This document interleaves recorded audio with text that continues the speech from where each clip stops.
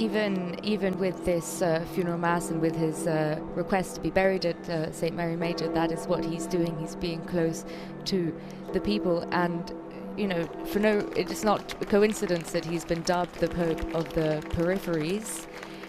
And for those of you who are following, you can see that the Pope's coffin is now departing Casa Santa Marta, his home for the last 12 years, and leaving the Vatican, and the procession to St. Mary Major is beginning.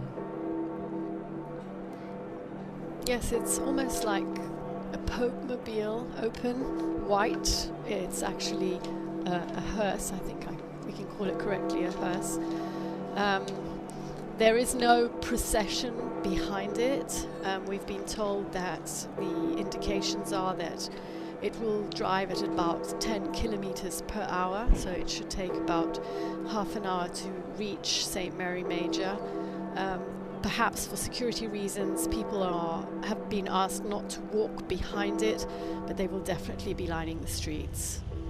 And we've seen some of the images of the entirety of the route that you described earlier. Thousands and thousands of people have taken to the streets to say goodbye for the last time, and of course everyone will be able to visit St. Mary Major and visit Pope Francis's tomb, but this really is, his the day that we are dedicating to him to say goodbye. And Rome, and not only Rome, the faithful have really come out for that. Very symbolically also, we know that a group of mostly poor people who are assisted by charities will be at St. Mary Major to welcome him to his final resting place. The Pope of the peripheries, the Pope of the people, is very aptly receiving his last embrace from those who he loved the most, the smallest, the weakest, the last in society. We see the whole entourage there from high above. Now they've just exited Vatican City. They're on the avenue here that leads to a tunnel that then crosses over the Tiber River and will take them into the historic center. People lining the streets there, and we've had plenty of reports of people lining the streets across the city since this morning. So while many were crowded into St. Peter's Square, which had at least around 50,000 until they had to kind of close it off due to the numbers, and then so many hundreds of, 150,000 others in the avenues surrounding the area. We have many people as well, in addition, lining the streets or the sidewalks to pay their final respects to Pope Francis and the entourage here, moving at a pace that gives people time to take in the moment as it happens.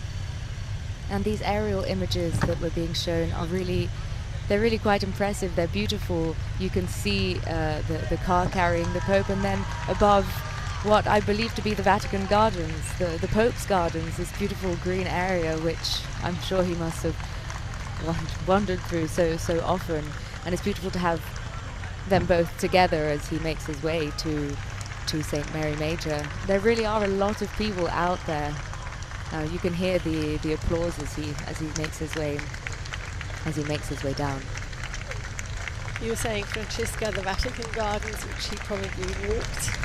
I thought it very beautiful that in the Rogito, the last act, which they placed in his coffin, there was a summary of his life and of who he was and of his pontificate.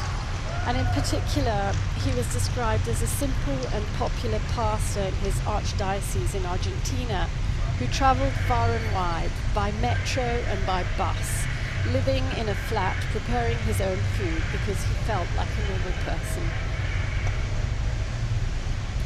And I think he made everyone he met feel like he was a normal person, and that they were meeting a normal person.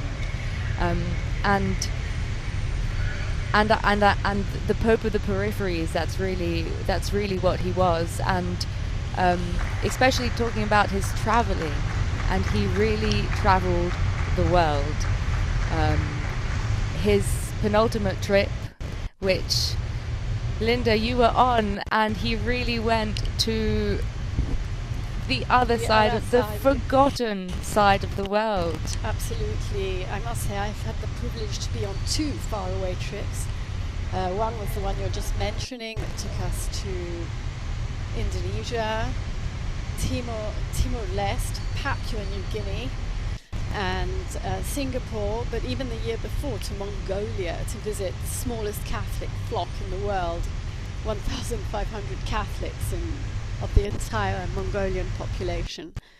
So yes, he traveled into the peripheries of the city, going to visit prisoners, going to visit elderly people, poor people, always welcoming refugees, but he'd also travel across the world to the remotest and furthest away places from the Vatican, obviously that is. And people always came out in floods to welcome him. I'll never forget landing in Timor-Leste, which is a tiny and new country, and the entire the half of the entire population, 750,000 people, came to the mass. The floods of people just there to welcome him. Very moving. And they're countries that are so far off the grid, we barely even hear of them. And another gesture that was one of his final gestures was he visited the prison. He went to Regina Coeli, I believe, which is a prison in the Trastevere area of Rome, not too far from the Vatican. And it's a symbolic gesture that he does every year at Easter, and of course with him having been unwell, we weren't sure whether he would have done, and the fact that he did meant so much to prisoners worldwide, but all marginalized people. And I think the Pope himself said, you know, it could have been me, it could have been anyone in your position. And that awareness that he had and that he transmitted to the people who were suffering the most, I think is one of the greatest legacies that he could be leaving behind. And it's really fitting that the people who will welcome him and say their goodbye at St. Mary Major are, as you've mentioned, the people who've suffered, the homeless, migrants, people who are marginalized. So people who've met him before as well. We've been told around 40 of them will be there. There might be more or less, but some of them have actually met Pope Francis. Sometimes before going on an apostolic journey, or during religious feasts, he would have them over at Santa Marta and meet with them, just to... He's crossing the bridge. He's crossing the Tiber. You see, yes. Yeah. This is the beginning of the Via Corso Vittorio Emanuele. He's passing here in front of some very symbolic places. Indeed, and he's just, as you mentioned, crossed over the river. We saw that beautiful drone photography and that live video that we'll have more of here. And yes, it's remarkable also. It's the first papal funeral, can we say, with this advanced technology, digital technology that is really giving everyone the possibility to almost be there. Indeed, for our television viewers, they're seeing an incredible view, bird's eye view, literally, of the of what's happening, and it gives you a sense of context in a way that's revolutionary, I would say.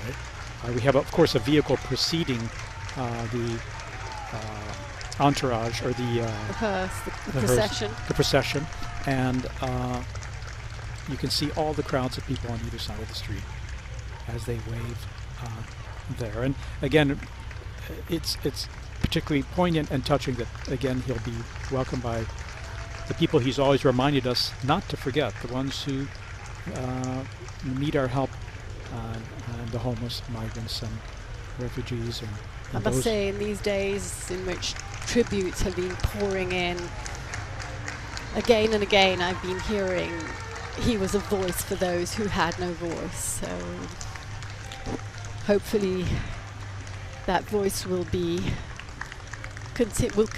to resonate. Well, right until the very end, his final appearance on Easter Sunday, he dedicated his words, his Urbi et Orbi blessing, which someone else read for him, but he dedicated it to the people suffering war, and he has always been a voice for the people in countries where everything is being destroyed by arms. Pope Francis has been #1 advocate for disarmament. He's been the #1 advocate for solutions to be reached, for diplomatic talks to take place. He has reiterated every time he made an appeal that war is a defeat. It's become a slogan. You have read so often for him at the general audience, which was always an occasion for him to reiterate this appeal. And Francisca, you wrote that lovely farewell that we published on the web about the Pope of Peace, which particularly, I think, resonated with you. I have to say that one of the things I learnt reading at Pope Francis's audience is that his style of being closer to the people resonated in every aspect of his pontificate. So it was very clear when he said the words, and then in other smaller actions it was clear to the people involved. And this is the case for the general audiences, because you may remember up until a few years ago, the readers at the general audiences were all Monsignori, religious consecrated men who work within the Vatican walls. And Pope Francis changed that, and the readers became people like me. I'm a woman, I'm not a religious, not a consecrated woman, and all of a sudden that audience and that stage, which before saw only men, only consecrated men, saw people from all over the world, all different ages, all kinds of different accents, and it really represents the people in the square to whom you are transmitting the Pope's message. And I can only imagine that being one of the faithful in St. Peter's Square, which I have been on numerous occasions, even for audiences when other people are reading, it really builds that bridge. And that's just a very small gesture that people may not perhaps have even noticed, but to be involved and to be asked to participate in something like that, I mean, it's been a real honor reading for him at audiences. And you're right, it may be a small gesture, but it is symbolic of opening a window that he's been doing more and more in his pontificate to include people in the church. You know, he's been trying to open to women. He's been so strong in reaching out to other religions, to other ecumenical denominations. I'd say perhaps this way of inclusion culminated in his call for the Synod on synodality, which is a process that is destined and that he has wanted to continue, which is asking the church to include everyone, to listen to everyone. And Linda, we just passed through Largo Argentina, which is literally right in the center of the Eternal City of Rome, of historic Rome, as he continues on, heading close now, coming up on Piazza Venezia. And all the crowds, incredible, lining both sides of the street.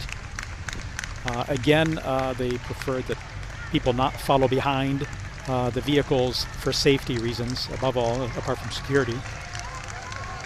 But they're also going pretty fast. Yeah, they're moving a little faster, but people are getting a good view of all. And just wanted to mention, you were mentioning the Pope appeals for peace. That drew a lot of applause during the Mass, the Requiem Mass, when Cardinal Ray spoke about that, saying how much the Pope has appealed for peace, worked for peace, appealed to the consciences of all people to do their utmost to bring peace in our world. And that brought rounds of applause from the crowds in the square. And I think it was also mentioned in the Ruggito that you mentioned earlier, Linda, the document that that was written and sealed within the Pope's coffin. It was mentioned some of the countries that he has dedicated so much attention and care to, and I can't remember them all, but I know that one of them was Ukraine, another one was Palestine, Myanmar was mentioned, and it's true, these are all countries that when you think of Pope Francis and peace, you associate these countries to that. And no, I'm saying we were talking about losing a voice for the forgotten. He was the only world leader who would never forget to mention ongoing conflicts that are completely out of the mainstream media. Myanmar, as you just mentioned, Sudan, the difficulties in South Sudan, Haiti, yes, and countless. The list is really unfortunately there are so many that we don't talk about as much as we should. Here we are in Piazza Venezia. This is the altar to the fallen soldier. And there are people all going all the way up the steps. Big crowds there, big crowds. The larger area open there. And now we're going to start going down what is personally one of my favorite places in Rome. It's the road that runs through the Roman Forum with Imperial Rome on both sides. There we've seen a lot of construction. They're extending the subway line, hence all the construction equipment there. But can I say Rome is becoming more and more beautiful as works are ongoing to bring out its best, and there's so much that's layers and layers of history. I was thinking of how much Pope Francis loved being among the crowds, and in a special way he's here with everyone turning out, and his spirit is present here in a way in greeting and blessing the crowds, I'm sure. It's so lovely also that he wants to be, that he obviously feels Roman. He's Argentine, but he's Roman. He's the Bishop of Rome. He's said it so many times, and his devotion to the Salus Populi Romani is so significant as well. Even his parish visits that he would make on occasion, he would go to the most remote parishes, the ones really on the outskirts of the city. The idea being to reach out to those who may have the least chance of seeing him or expecting to see him. That was his style. And he'd go without a prepared text to engage in real conversation. I was speaking just yesterday or the day before yesterday to the international director of JRS, the Jesuit Refugee Service, and he was saying he'd pop into the Jesuit house in Rome and sit down and chat with them, and even about, like events that were coming up that had to be scheduled or had to be prepared. But he said he'd invariably come open to dialogue, open to listening to what others had to say. In fact, Brother Michael Schiff said he wanted to hear what other people had to say. Seeing these stunning images as he heads towards the Colosseum. We've just gone through the Roman Forum there,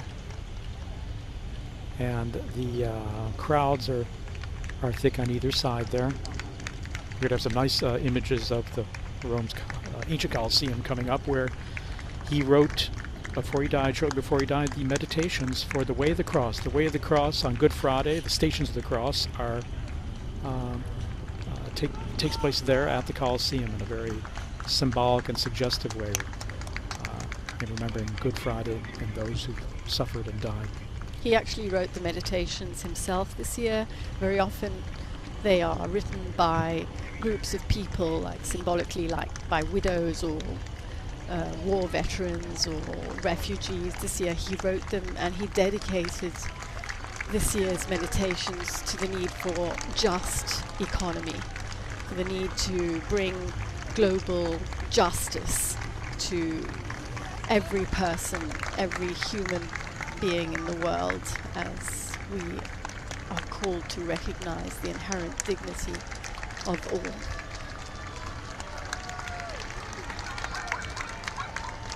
Well, Pope Francis has often spoken of promoting an economy of peace and an economy of fratellanza, which is the word that inspires Fratelli Tutti. It means brotherhood. Fraternity. Sorry, I couldn't think of the word. An economy of fraternity, and it is bringing together a lot of the things that we've spoken about. It's bringing together the poor and the marginalized and the people suffering on the other side of the world, in our case, us being here in the Vatican, who are suffering war, and often they're countries who are suffering economically, and it's calling to action and to responsibility the countries that can help. Exactly. Denouncing the great divide that there is between the rich and the poor. Apart from, as he said, all the food that gets thrown away by affluent societies would be more than enough to feed the millions and millions of hungry people in the world. And here we have a view of the Colosseum as he goes up via La Bicana.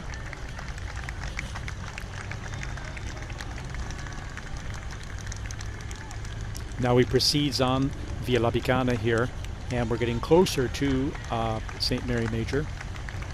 Here's the main road that goes between the Cathedral of Rome, St. John Lateran, and Santa Maria Maggiore, St. Mary Major.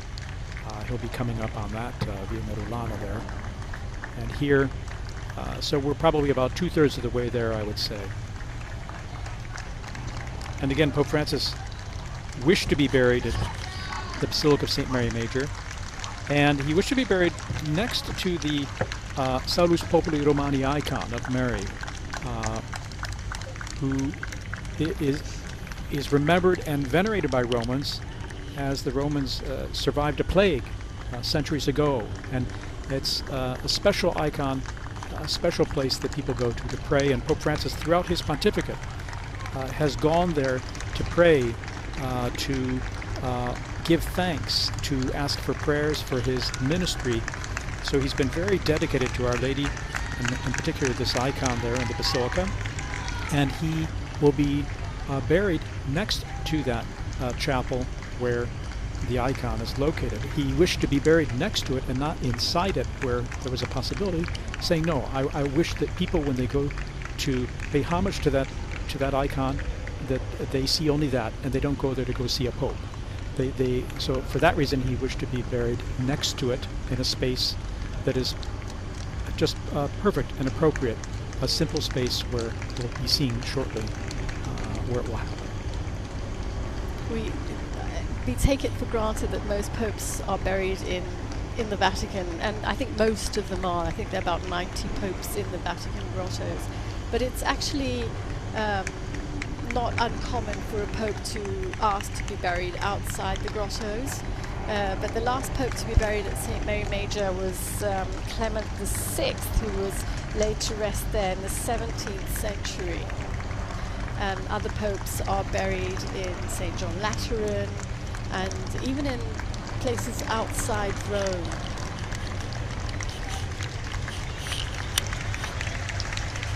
In fact, Pope Francis has visited the Salus Populi Romani icon 126 times over the 12 years of his papacy. He entrusted every journey to her, every single apostolic journey he went on. And I also remember a very poignant moment of his pontificate, which was during the COVID-19 pandemic. Well, two particularly strong moments from that pandemic, but one of them relating to the icon of Mary Salus Populi Romani. He visited the Basilica, and then he actually made a pilgrimage by foot to the church of San Marcello, which, if I'm not mistaken, there's a crucifix there which survived a fire in the 15th century. And that was a particularly poignant moment because there was this empty Rome, and Pope Francis was walking down Via del Corso, which, for those of you who don't know, Rome is the biggest, most important street, I'd say, of Rome, which leads from Piazza Venezia, which the Pope's funeral procession has just passed through now, up to Piazza del Popolo, and just these images of Pope Francis walking down this empty street, and obviously to bring his closeness once again to the people suffering all across the world. And there was another moment like that, which was the Statue Orbi, which I'm sure you both remember. We do, we remember. I think you were in the square that night. I was in the square. Very few people. Yes, because the radio where we work, has to be open every day too. And I was actually working that day, and I remember when the building was closing at the end of the day, it must have been about 5 o'clock. Pope Francis was just about to go out in the square, and Rome was empty in that case as well. And I made my way up Via della Conciliazione to the square, and I just remember it was raining. He had that crucifix of San Marcello with him in the square. Yes, he did. See, it all comes together. It seems like such a long time ago. It really does. And our television viewers here can see we're back in the sunshine there. We were just on the Via Merulana. We went through a tree-lined avenue, very pretty. And again, crowds on either side. And as the street and sidewalk area opens up, more and more people are packed in there too. Now I know they're going to close the images once he arrives in front of St. Mary Major.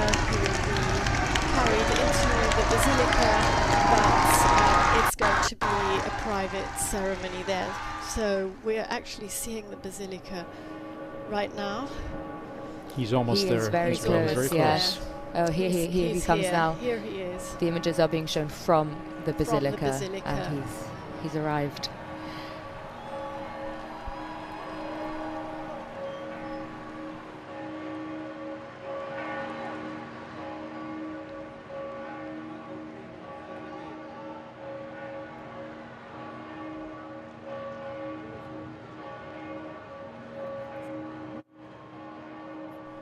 I have to say, it's a very touching moment. It's almost difficult to know what to say. I think most people can see and watch, but many people are also perhaps following on radio. Yes, it is very solemn, it's very sad. At the same time, it's a celebration of his life and ministry, and it's particularly poignant in this Jubilee of Hope as well that he inaugurated, that he opened. And so I think, I would imagine that would be and of course it is the key theme as well that we celebrate in a very special way at Easter at this time, a time of hope, of birth, new life, life in a new and transformed way. And so I think all today has been a wonderful tribute to Pope Francis and his ministry. And there we see the icon Salus Populi Romani. It's a panel made of cedar wood. It's about 117 by 79 centimeters, more or less.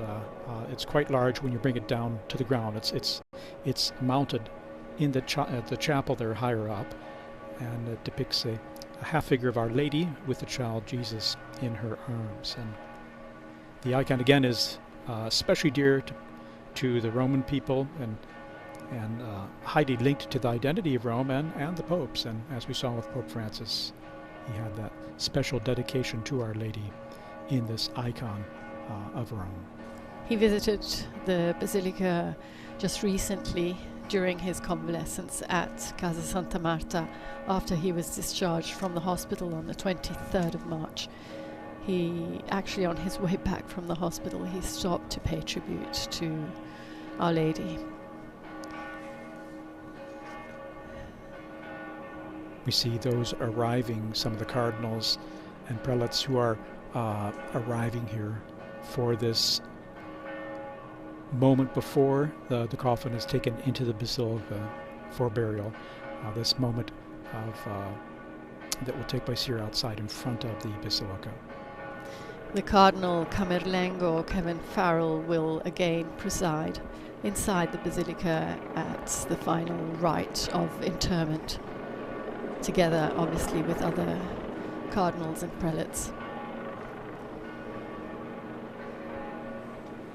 The coffin has been set on a stand. I don't want to call it a catafalque because Pope Francis specifically asked that the whole rite be simplified, no catafalque. So it's on a stand, about to be carried inside this beautiful, beautiful basilica.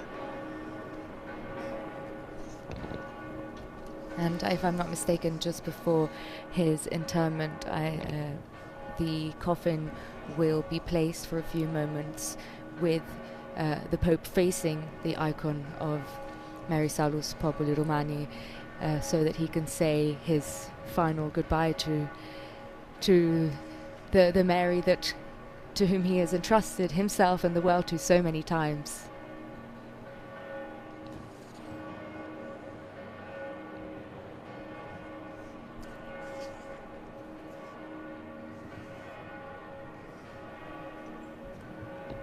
It truly is a simple coffin.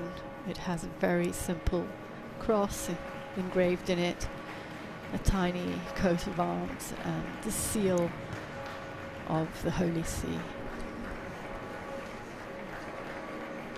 I think it's being shown to the crowd, who, as you can hear, have applauded, and it's our final goodbye now. Yeah. Before it's taken in procession into the basilica.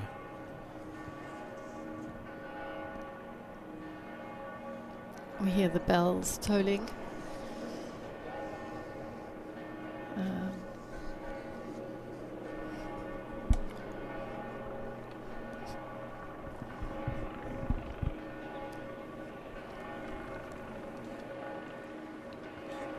The Swiss Guards leading the procession. Always present for the Pope's protection in every moment.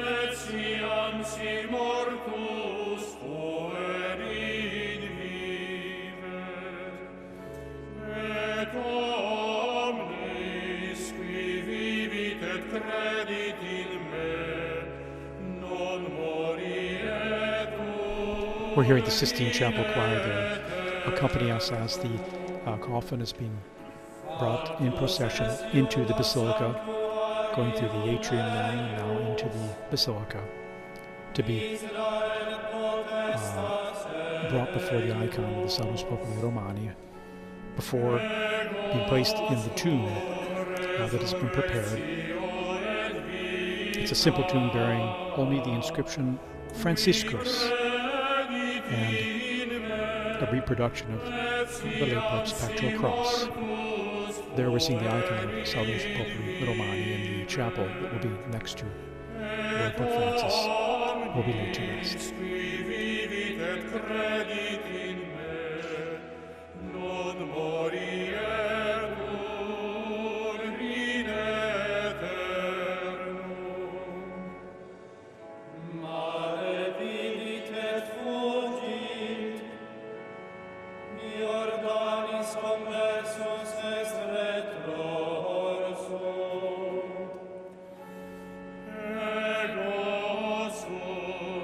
Resurrectio et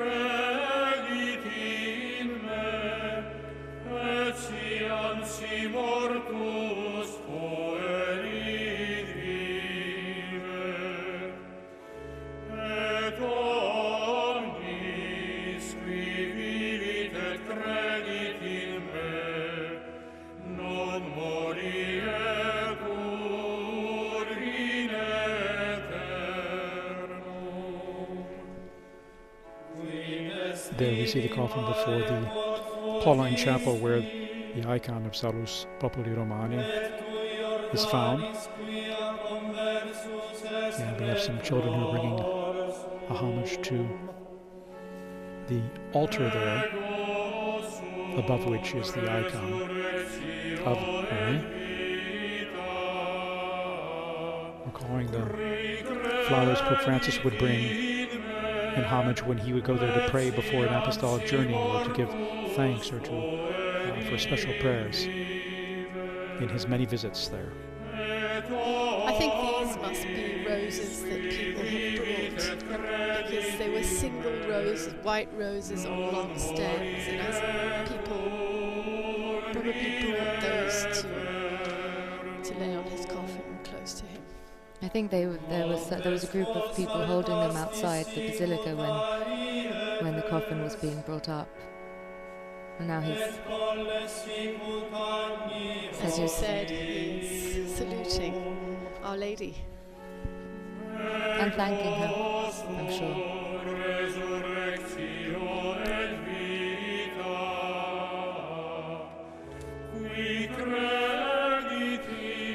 And now he's being taken close to the altar of St. Francis. The tomb's located just near there.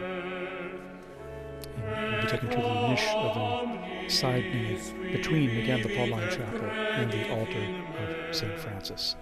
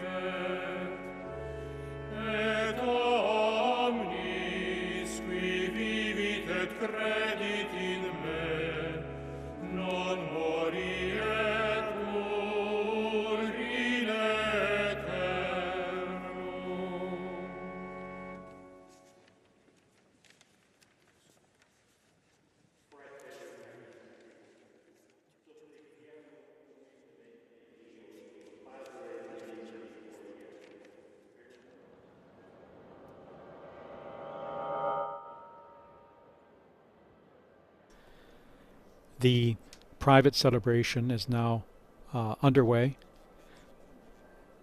in the Basilica, and as it is private at this moment, we're going to conclude our broadcast here, and we'd like to thank you all for joining us and all of us paying tribute to our dear Pope Francis. That is Sean signing off here. Yes, we do conclude this live broadcast here. Of course, please visit the Vatican News website, Facebook, Instagram, X, and YouTube accounts for coverage of all of these events. Thank you so much, Thaddeus and Francesca, for bringing you witness and your voice. And thank you also to our technicians, our audio coordinator, and to all our media partners, TV and radio, who have made this broadcast possible, and to all of you for joining in. Laudetur Jesus Christus. Praised be to Jesus Christ.